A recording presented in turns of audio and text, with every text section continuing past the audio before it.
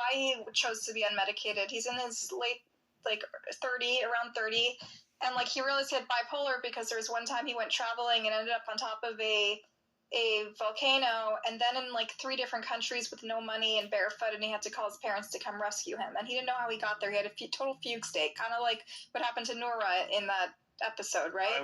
He didn't remember anything. Then he'd go through periods where his friends, he'd completely cut off all contact. The thing is, in his manic states, he built a business. And he built a really cool, like, hip, like, diner that is, like, super popular, and he invented this brilliant sandwich. And because of that, he feels if he's medicated, he won't be able to do those things. And like that's Kanye. The allure. That's the allure of that's the curse of the bipolar. Like, on the one hand, you're almost your best, most creative self when you're manic, but when it starts to be unchecked, you can end up on top of a volcano barefoot with no money, right? And not know how you got there. Yeah, I knew this one guy in college who was severely bipolar.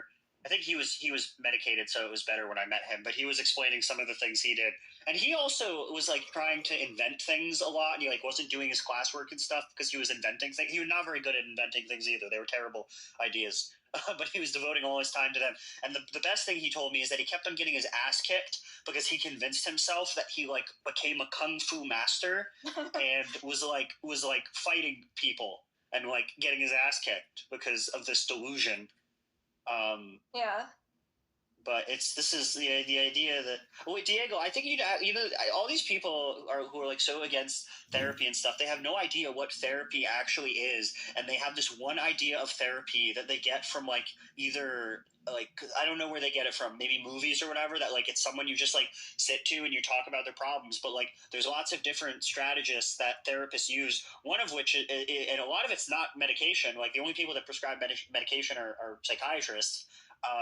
And one of them is cognitive behavioral therapy, and it's how you actually like can change your patterns of thinking to healthier patterns of thinking, and how you can change your behaviors to healthier patterns of behavior. Obviously, that's really crude, but like some of the things that they might do with Nora is try to get her sleep schedule better and figure out strategies with her to get her sleep schedule better, in spite of the mental illness and in spite of her desire to not desire, but like she's currently dealing with things psychologically that make it difficult for her to stick to a good sleep schedule. And one of the things a therapist might work on that is like how to overcome that.